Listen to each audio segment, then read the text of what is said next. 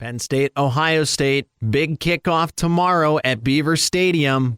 Find out how the Nittany Lions and the Buckeyes match up on today's episode. You are Locked On Nittany Lions, your daily podcast on the Penn State Nittany Lions. Part of the Locked On Podcast Network, your team every day.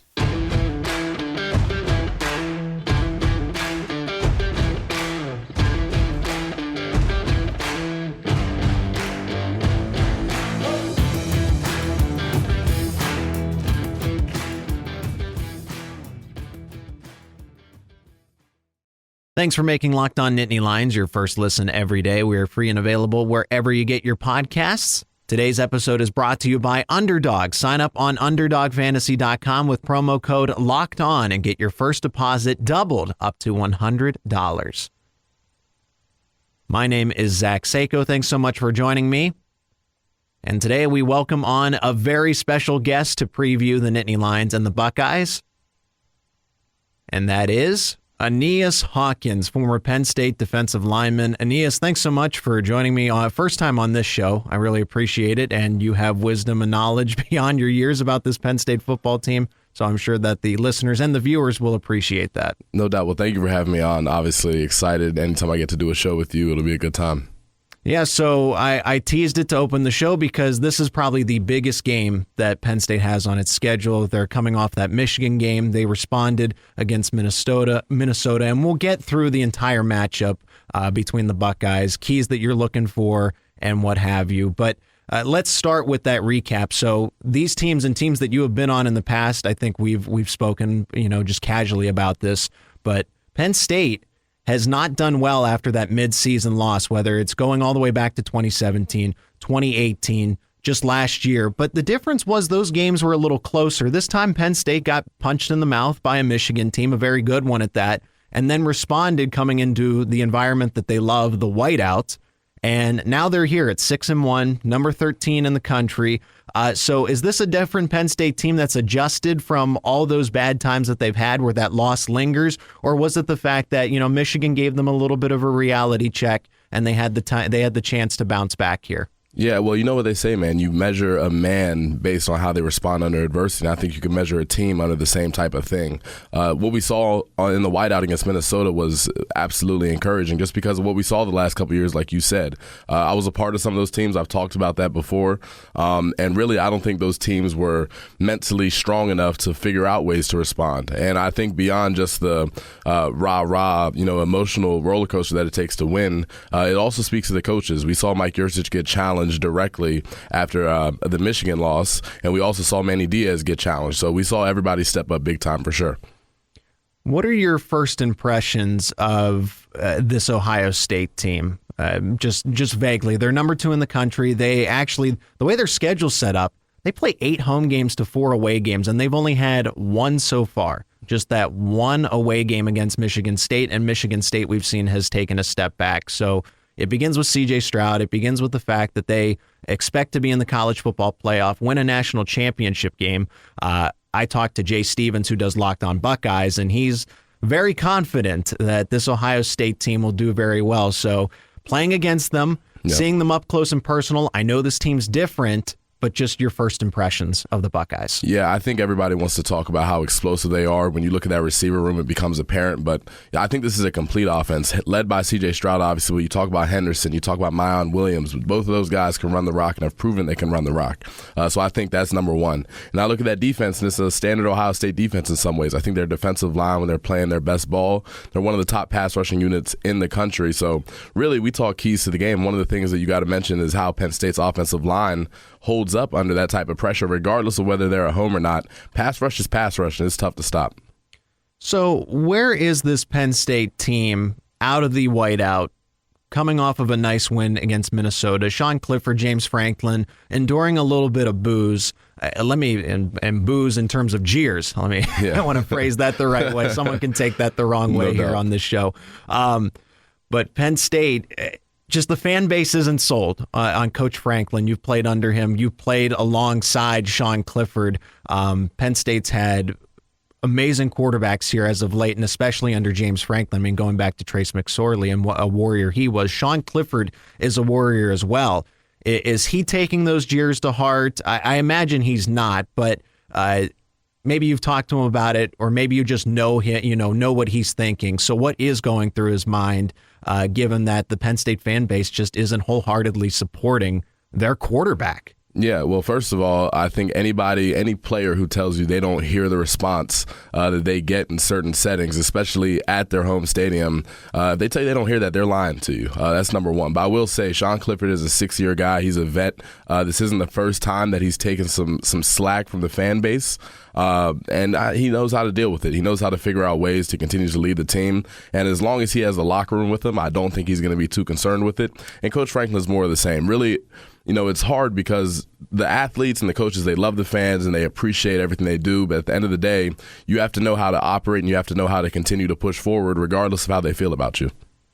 And that's what I thought the case was. In fact, maybe the jeers might have motivated Sean Clifford in a way. I don't know that they can motivate James Franklin because he's just been through all of it. He's just there to coach. Whereas, being a player, being on the field in the moment, you obviously know this and can attest to it. Just that drive and being in the whiteout and everything. Yep. Again, talking casually, the whiteout game itself. Yep. I mean, it's one of the best environments in college football. Can you put it into perspective for us, just what it means to the Penn State team and how intimidating it is to an opponent? Yeah, I told Mr. Jones this earlier on his radio show. There is no environment like the whiteout. As a recruit, when I heard it, it was hard to believe. I'd been to AFC championships and Super Bowls, and I had taken a bunch of recruiting visits. I went and visited Death Valley.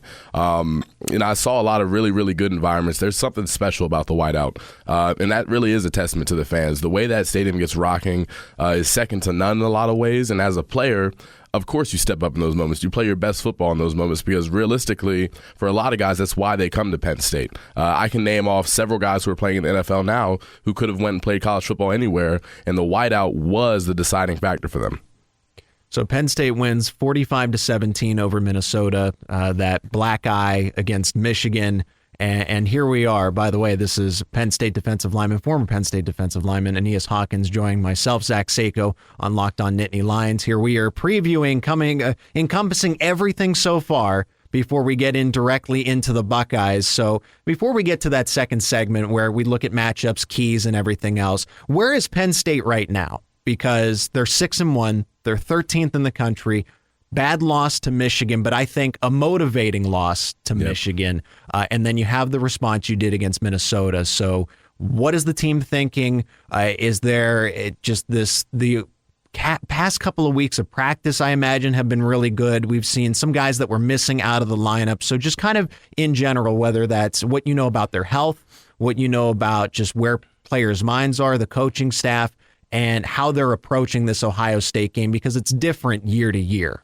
Well, I can tell you right now what Coach Franklin has told that team and what he will continue to tell them is that all of their hopes and dreams and goals are still on the table right now. With one loss, you lose to a really good Michigan team, a Michigan team that very well could end up in the college football playoff. If you go beat Ohio State this weekend, everything you want to accomplish is still on the table in terms of potential playoff berth, in terms of Big Ten championship, and potentially a New Year's Six bowl game. And that's what the players are adopting too. Coach Franklin does a good job preaching the 6-second mentality and 1-0 and having a short memory. And you have to in this world because, we kind of talked about it earlier. Sometimes fans get booing. Sometimes you lose tough games. And if you stop there, it's easy to repeat that vicious cycle. So those guys in that locker room are just excited to go be able to play a team like Ohio State. These are the moments they came to Penn State for. And I'm excited for it as well because, competition is what breeds excellence. And those guys in the locker room are looking forward to it.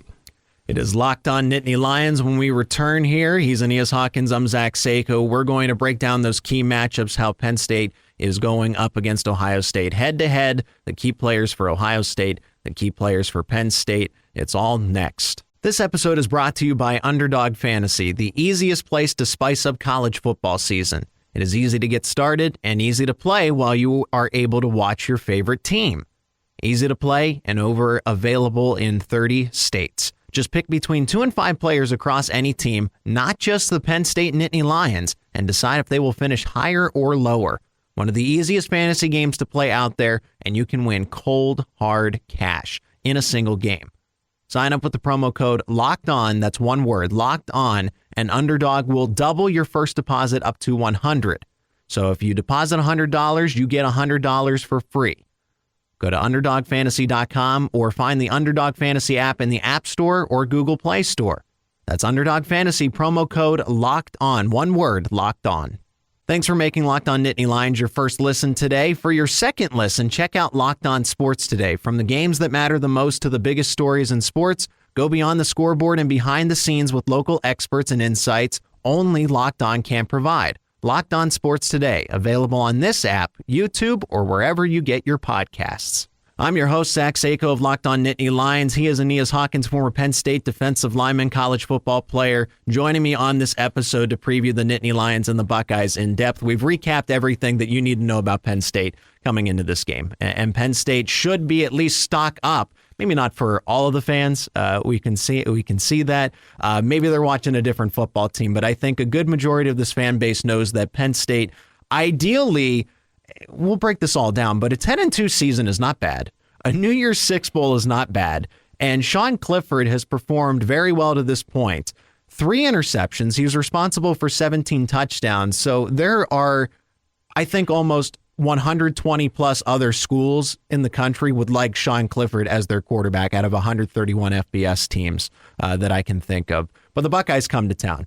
They have not been in a true Beaver Stadium environment since 2018, which was the Whiteout. They did win that game, and that one stings because I remember watching that one in person. Of course, were you on the field for that one? That was my first Whiteout experience, actually, first one. So, yeah, you were on the field for that one. Yep. I was in the stands, different type of thing. We were both there. That's all that matters. Yeah.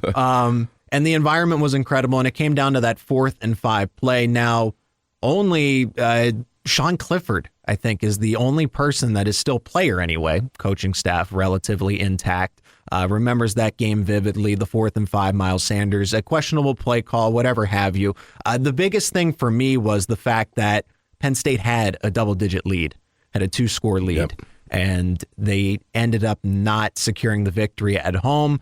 Then 2019, it's in favor of Ohio State. You have 2020, which was, that was hectic for everybody on the team, everybody in college football. 2021 is back out in Columbus, and Penn State played them tough. You were on that team as well. Only a 9-point deficit, and there was that big play of the fumble recovery by the defensive lineman. I know you like seeing defensive linemen score those touchdowns, but maybe not in the favor. Not that time. No, not that time. But it's cool to see the big guy pick up the football and run it back for 6, just in general, if you like college sports. But aside from that, now, Penn State is 1-7 under James Franklin against Ohio State. Just that 2016 magical win, the blocked field goal. Some people are calling it a fluke to this point. Hey, that set the team on the right trajectory because anything can still happen. I'm comparing this season at least to the 2016 because it feels like deja vu.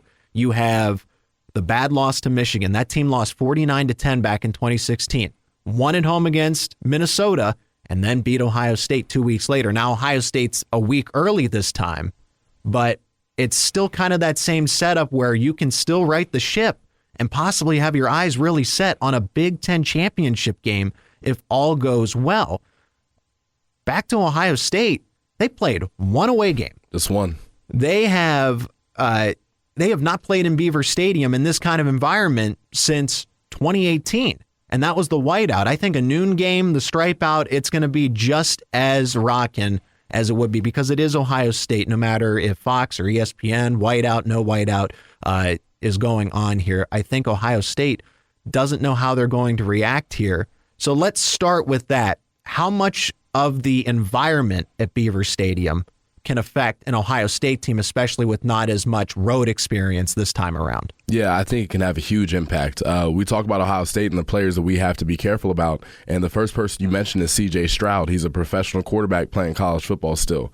So the environment's huge because you can immediately impact him right there. It's like having a 12th man on the field, I think I heard Coach Terry Smith say, right? So I think back to the 2016 game. Ohio State had a really good college quarterback at the time in J.T. Barrett. Yeah. And the deciding factor in that game, as I see it, aside from obviously the blocked field goal, was the way Penn State's pass rush was able to affect J.T. Barrett down the line. If there is one position group ladies and gentlemen, if there is one position group that is affected the most by positive crowd noise, it's the defensive line of the home team. It gives you energy. It's like as a D lineman, you get superpowers. You don't get tired. So if the crowd is rocking, it may not be a whiteout, but like you said, with Ohio State being Ohio State, that stadium is going to be jumping. And those guys at Ohio State have not had to experience that since 2018, and most of them were in high school still.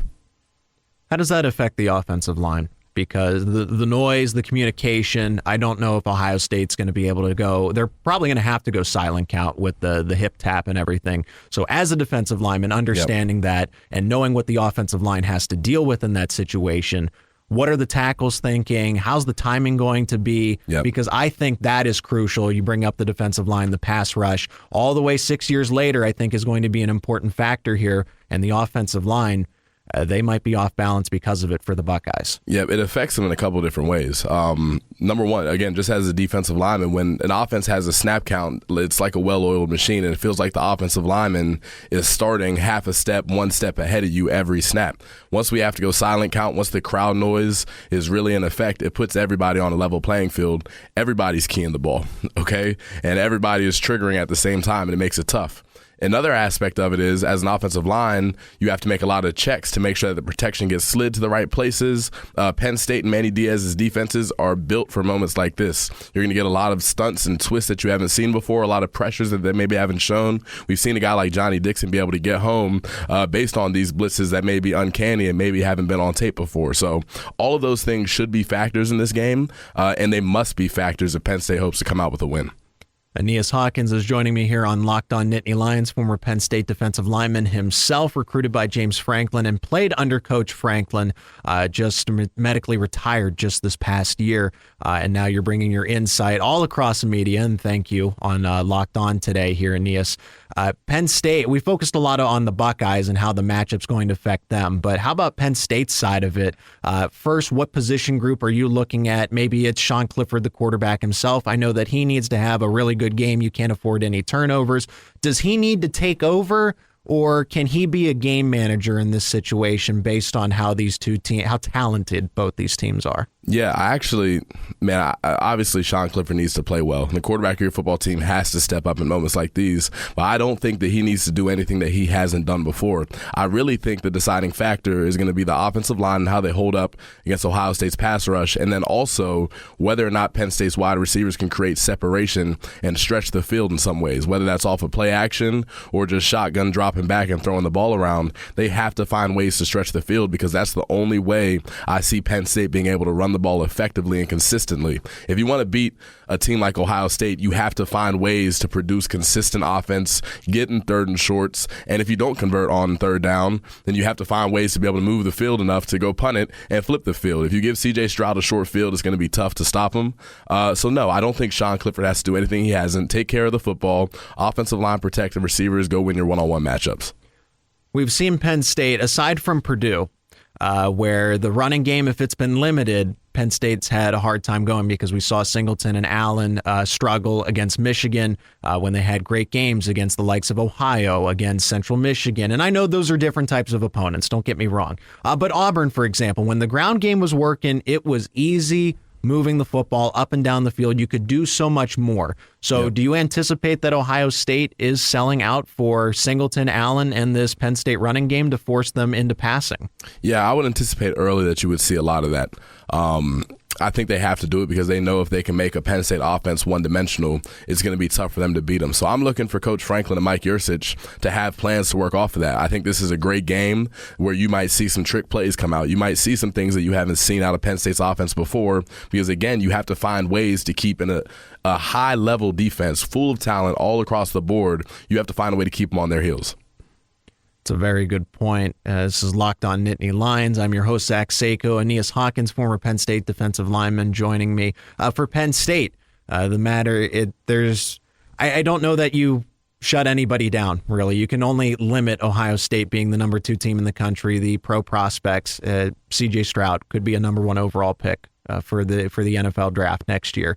You could, on the flip side of that, hey, Joey Porter Jr. could be a top 10 pick. Jackson Smith and Jigba, wide receiver, that counterpart, could be a top 10 pick here. So for Ohio State, I would say, Are you looking to attack the Penn State defense in any way? Because I think that even though it's the toughest test, I mean, Penn State secondary is still top 5 in the country, might even be the best, and this is Ohio State's toughest test. So do the Buckeyes want to run the ball first and establish the ground game, or do they want to try to spread out the Penn State defense and actually challenge and see what the secondary is made of? Yeah, I think you'll see a mix of both, but I would absolutely anticipate that Ohio State is going to check and see if they can run the ball at will, and I anticipate that they'll check and see those things early. You look back at the Michigan game. That's the danger of the Michigan game, in my opinion, is that it puts a blueprint out to other teams across the country for ways that you can be beat on a bad day. I don't see Penn State's defense getting run through like that again, but again, Ohio State's going to check, and then if they're able to do that, it limits what you can help what is an elite secondary, how much you can help them with other players. Another thing I'd say to look out for with Ohio State, because Penn State's corners and safeties do match up pretty much just as good as you can match up with Ohio State's receivers. I anticipate to see them use their backs in the passing game. We haven't seen Penn State's linebackers cover at the highest level this year, and I think that may be an area they try to exploit. How does Penn State adjust to all of this? I mean, defensively, Ohio State has that luxury, whereas, and kind of similar to Michigan. Now, Michigan's more that ground and pound, but Ohio State can run the ball effectively. I don't expect them to go that Michigan formation, a fullback, and then hand it off out of the eye. But I also do expect them to have that balance where Penn State, unlike against a Minnesota, they were able to sell out, right? Yep. You were able to sell out for the run. You weren't challenged by the pass, and you dared them to throw it. Yep. You can't dare Ohio State to do anything. They basically pick and choose, and you have to adjust. So is there something that Penn State is keening on? I know pass rush, getting pressure, using the noise to your advantage, but is it stopping the passing game, or is it stopping the run game first for Penn State defensively? Well, I think you're getting on the right path when you say Ohio State has typically gotten to pick and choose and set their own tempo with how they run their offense. I think if you want to stop them, at least as much as possible, you have to find ways to get them off schedule. I know I talk about pass rush, but you may see some more blitzes get dialed up. I know it's scary with the receivers Ohio State has, but at some point, Penn State is going to have to take some risks to get them behind the sticks so they can effectively slow this offense down. And then even more importantly, if you're not blitzing, you got to show us ways that you can stop the run, because if they don't show Ohio State that, then Ohio State's playbook is never going to get limited. And without their playbook being limited, it's going to be so difficult to slow them down. Locked On Nittany Lions, a special episode because I welcome on special guest Aeneas Hawkins, former Penn State defensive lineman. I am Zach Seyko. In our final segment, we're going to make our predictions, key matchups that we're looking for, some head-to-head matchups, and how this game will result. Plus, the 2023 schedule came out. Aeneas, I want to get your thoughts to wrap up this episode about that and how Penn State will go into. I know, we're already looking ahead. We're thinking Buckeyes, and then we're also thinking about that 2023 football schedule. It's Locked On Nittany Lions. Thanks for making Locked On Nittany Lions your first listen today. For your second listen, check out Locked On Sports Today. From the games that matter the most to the biggest stories in sports, go beyond the scoreboard and behind the scenes with local experts and insights only Locked On can provide. Locked On Sports Today, available on this app, YouTube, or wherever you get your podcasts. My name is Zach Seyko. I am your host of Locked On Nittany Lions with special guest Aeneas Hawkins, former Penn State defensive lineman. Aeneas, it is truly a privilege to welcome you on this episode, and hopefully we can do more after this. And I think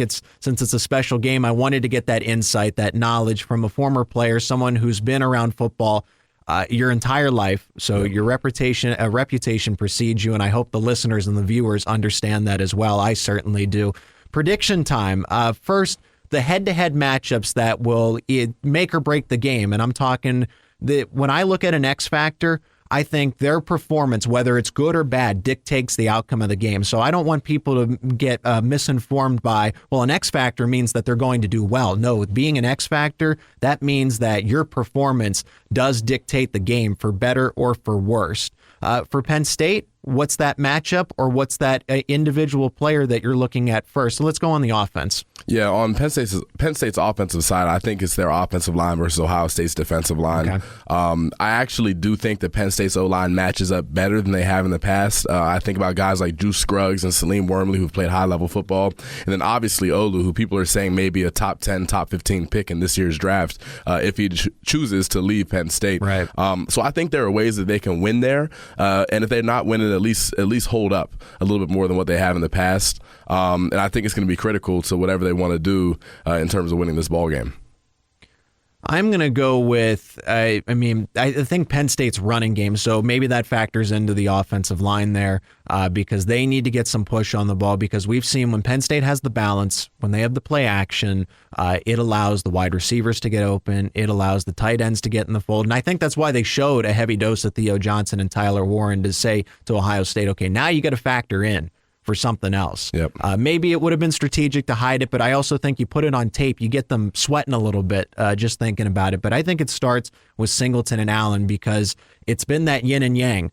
When they are able to run the ball effectively, when they are able to hit the home run between the two of them, I mean, everyone said it that has paid attention this far. They have changed the entire dynamic of the offense. I'm not saying it is all on their shoulders like Singleton and Allen, but if they have a good game, that really keeps Penn State right in the thick of this. And just a reminder, I don't think I've mentioned it yet, Penn State is at least a two-touchdown underdog in most places, 15.5 or so in others. But at the end of the day, it's a 2-touchdown plus deficit for Penn State, according to the books, according to people making these predictions.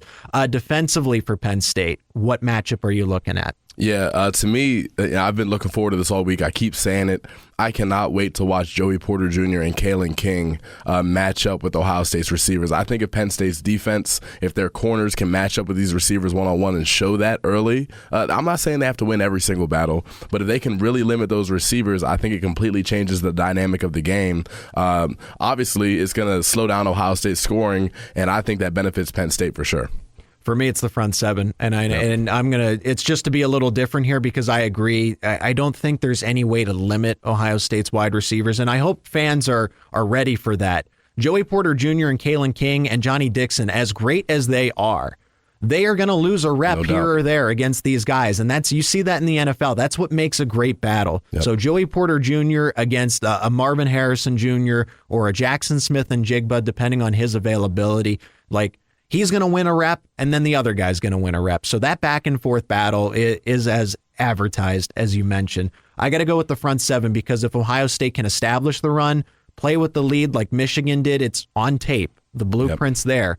And Penn State's got to find a way to limit a Mayan Williams. I know Travion Henderson's not 100%, even though he is the better back, but Williams, at least right now, is this year. I can't believe I'm saying that because Henderson will be a first-round pick before we know it, the year after or whatever his eligibility is.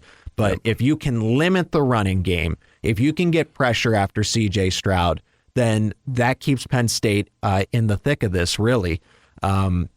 It's easier said than done. No doubt about it. And I hope that Penn State can contend and make this interesting because I think 2 touchdowns is a little disrespectful, but I also think it's because of how good Ohio State is. And Penn State always plays them tough here, so even though the spread is what it is, Aeneas, I'll let you go first and field this. Your final score prediction and how the outcome will come about. Yeah, well, I'll tell you what.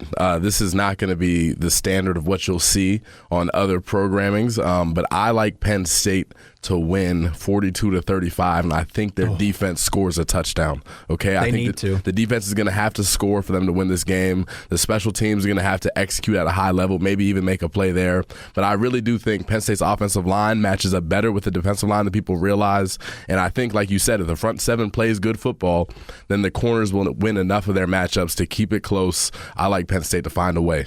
Remember, I said it here first. Yeah.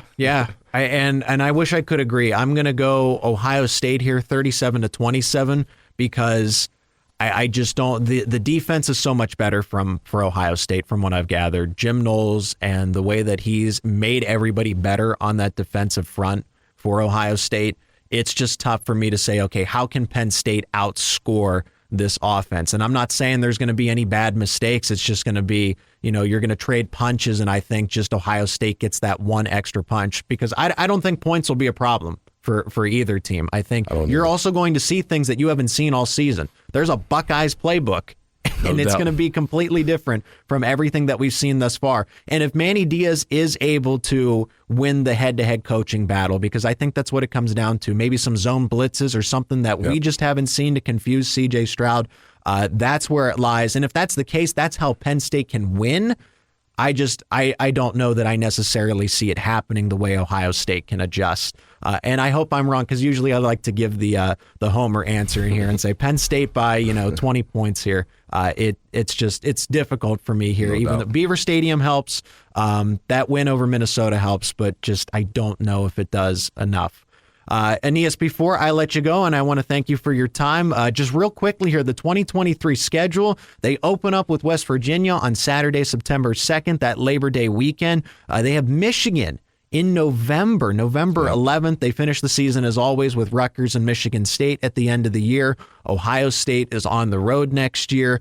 And interestingly enough, Penn State is opening Big Ten play on the road for it's the 8th consecutive season. It is the 13th out of 14 seasons. The last time they did that was 2015 against Rutgers, and that was a non-conference game originally before Rutgers moved into the Big Ten, and this is where we are. So your thoughts, because I'm going to devote segments and episodes to this most likely next week here, but your thoughts on seeing that schedule, favorable, unfavorable, exciting, interesting. What do you say? Yeah, I think it could be exciting. I'm excited to watch the West Virginia matchup to open the year. I think that's an entertaining game. It's different than what we've seen in the past. It's definitely a game that, as an alum and letterman, that I'm looking forward to watching.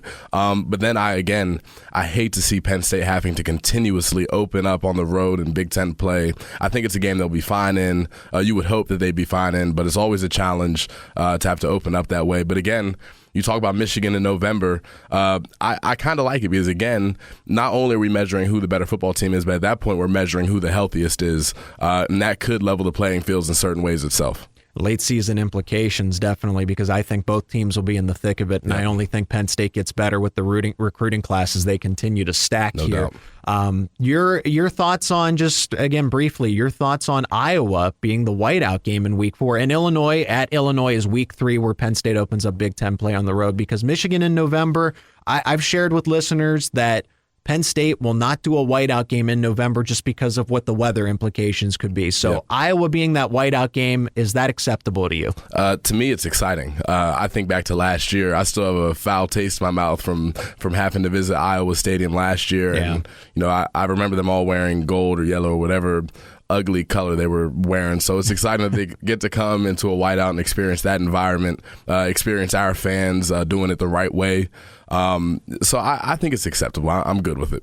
All right. Aeneas Hawkins, former Penn State defensive lineman, joining me on this edition of Locked On Nittany Lions. Again, I am your host, Zach Seyko. Aeneas, how can people connect with you on social media or online? Yeah, you can find me on Twitter at Aeneas Hawkins, and you can find me on TikTok on the same thing. I'm just talking football on TikTok, talking shop, making some jokes. So go find me there. Yeah, I appreciate your content. Love your inside analysis. You like Penn State in this one. I like Ohio State, unfortunately. Well, I don't like Ohio State, but I think let's reword that. Yeah, I unfortunately think they will win. And I'll recap this one all on Monday here on Locked On Nittany Lions. Thanks for making Locked On Nittany Lions your first listen today. For your second listen, check out Locked On Sports Today. From the games that matter the most to the biggest stories in sports, go beyond the scoreboard and behind the scenes with local experts and insights only Locked On can provide. Locked On Sports Today, available on this app, YouTube, or wherever you get your podcasts.